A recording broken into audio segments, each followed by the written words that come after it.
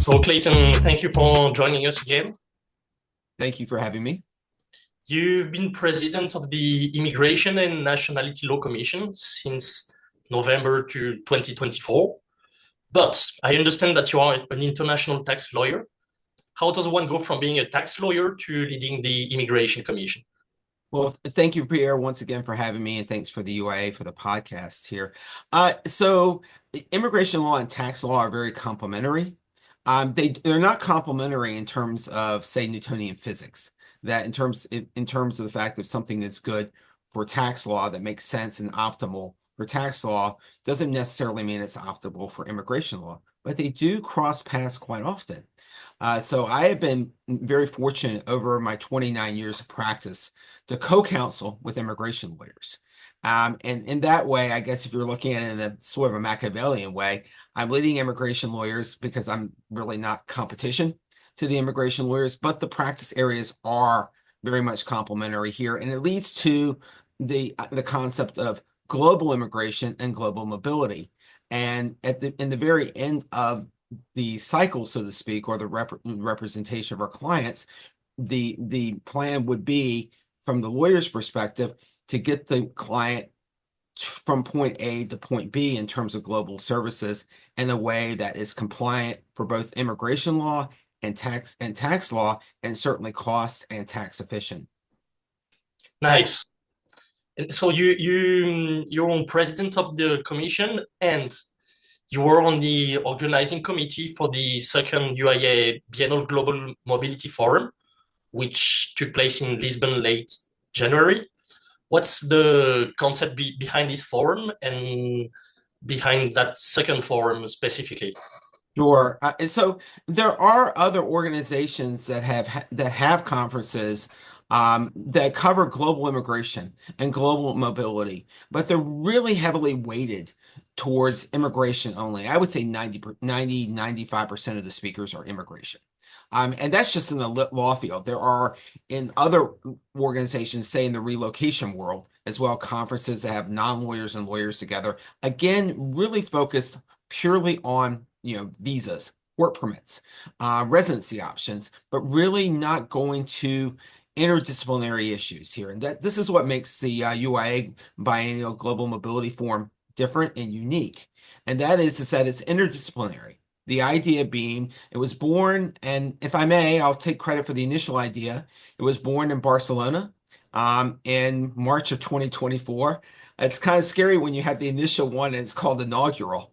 When it's called inaugural, it's like pressure has got to perform, because you don't ever want to chair or lead be on the organizing committee of the inaugural and only biennial immigration forum. But we had great success in Barcelona with the interdisciplinary model, and we expanded it in Lisbon in January of 2026. So the idea was mashup panels. Immigration and tax law, immigration and labor law, immigration and banking and finance law, for example, to bring those together to see where we have synergies with coordinated practice. It's 2026. It's not 1976. And I say that because practicing in silos, and just with your own little area of law, may have been the standard practice 50 years ago. It certainly isn't now in 2026. And with an organization like UIA that has that reach between the disciplines, the Global Mobility Forum takes advantage of that, brings together multiple disciplines together to advance the client's best interest through legal representation in global mobility, as opposed to just panels that are on immigration options. Well, thank you for that answer, because I completely agree with you. I think our added value as member of international lawyers associations is to be able to have contact and references in various fields and various territories. Yeah, yes. And it's being able to, sometimes the client gets a little scared when you see you're bringing in multiple parties on the same engagement. They think there's one, and it becomes two, and it becomes four, and then they start seeing the bill ring up. But it's really efficiency. here and to be able to craft, really the best advice. And the UIA really affords that here. I mean, there are other bar associations out there that are multidisciplinary, but I think what makes the UIA unique is we're, in the very best way possible, we're flat. And so we can reach across lines without reaching across, like trying to bust through bureaucracy here to get in touch with each other. The organization is, the world's, as we all know, the world's oldest international bar association here, and it really builds itself on the concept of professional courtesy. I don't think I've ever had a situation in the UIA where I've reached out for help and I haven't received some type of help here in terms of in terms of my own practice or in terms of the Immigration Commission. Sometimes, we all get busy, and on my end, maybe I'm not as fast as possible here, but eventually that help comes. We provide safe harbor to our members. We provide expertise to our members. Yeah, yeah.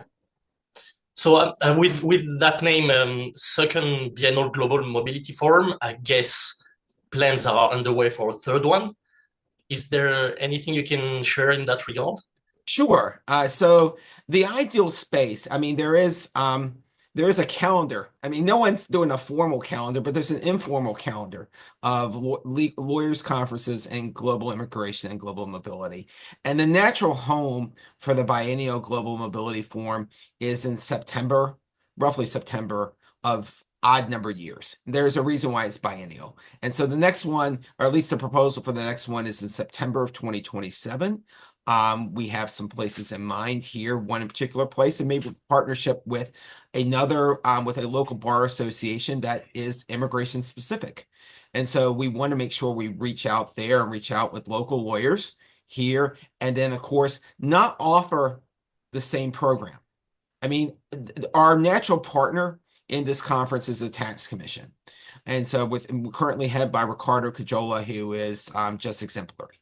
And so there always will be, there always will be tax and immigration panels. There always will be labor and immigration sessions, and usually residency by investment and citizenship by investment, because those are just classic areas. You've got to cover them. But the programs will not be the same. There is no there cannot be any repackaging that happens. I think many people who have known me for a number of years know that if I do things multiple times, the same thing multiple times, I will go down a very dark path.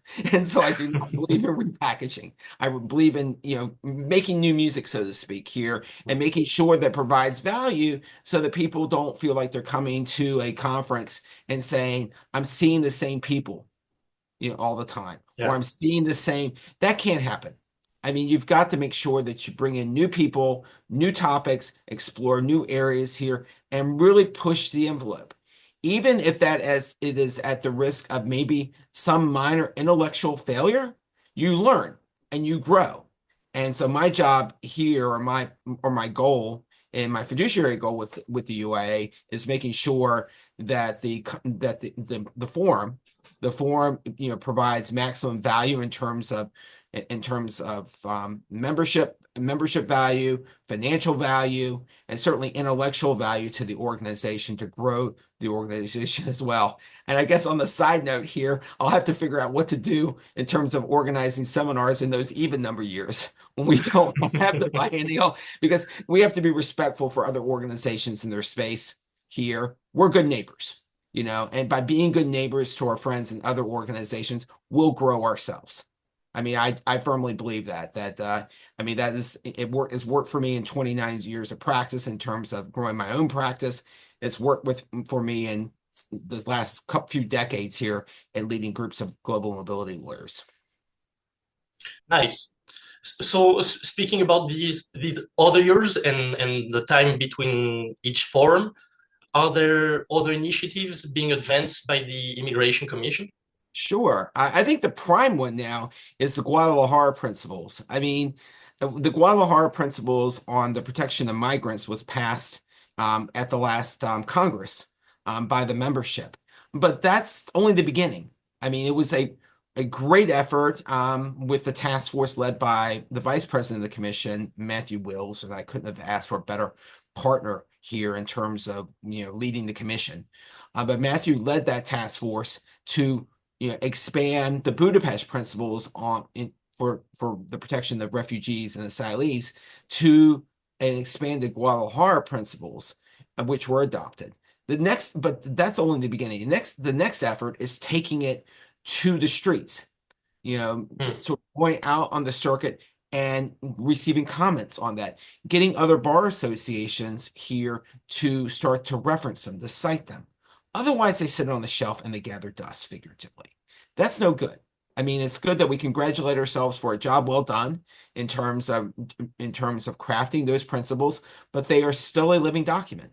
They still need to go. They need to be taken out into the world, tested, and every so often revised by the UIA. And that's very important to me as well, because that means it has real impact here in the world itself. And I think it's already starting to have that, but we do have a task force as well, led by by two members of our commission here, Ermi DeVore and Ilda de Souza, who are taking that now and are starting to spread the gospel, so to speak, of the Guadalajara principles, to make sure that we can continue with that. Otherwise, we are still very active on the seminar circuit. I believe in values, providing values to the members, because if I advance the best interests of the members of the Immigration Commission at large, I advance the best interests of the UIA. And so we always comb the seminar calendar, and maybe we kind of knock on the door of other seminars. And we also will be participating. We will have a joint panel with the Labor Law Commission at the Business Law Forum in Zurich in early June. And so we're looking forward to that. We're looking forward to having mid-year meetings.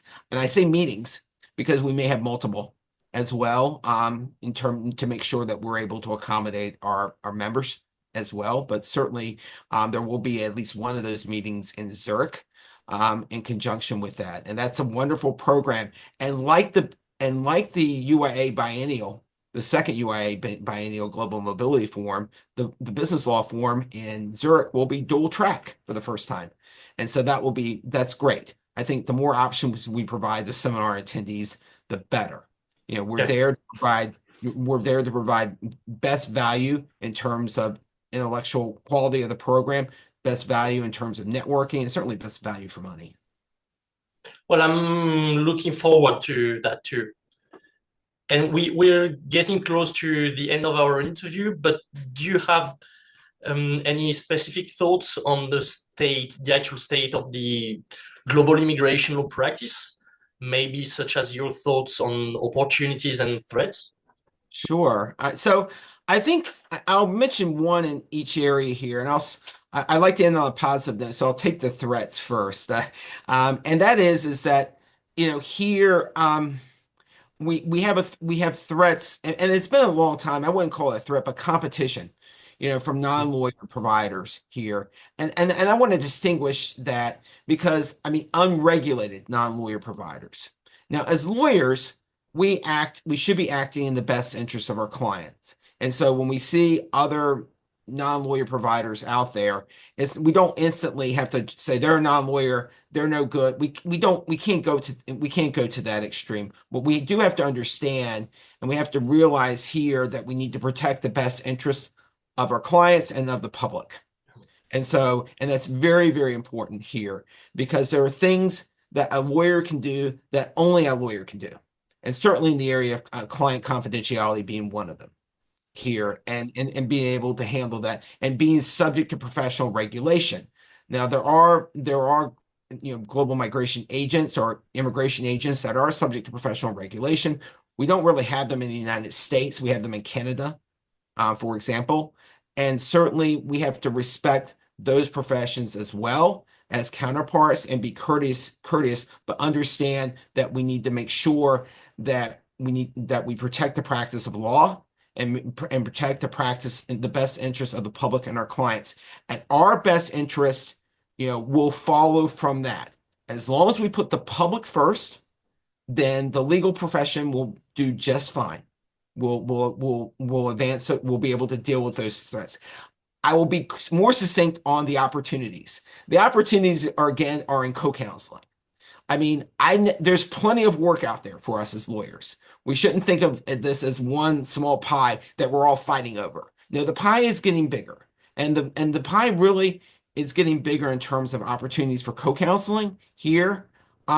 Despite the efforts of some heads of state here, the world is still getting smaller, and global services are still continuing to grow. And with that here, if we look for those opportunities with labor lawyers and tax lawyers there, we can develop really good solutions for our clients in the context of a world that is increasingly being dominated by AI. Yeah. Well, thank you for ending this interview on such a positive note. Thank you.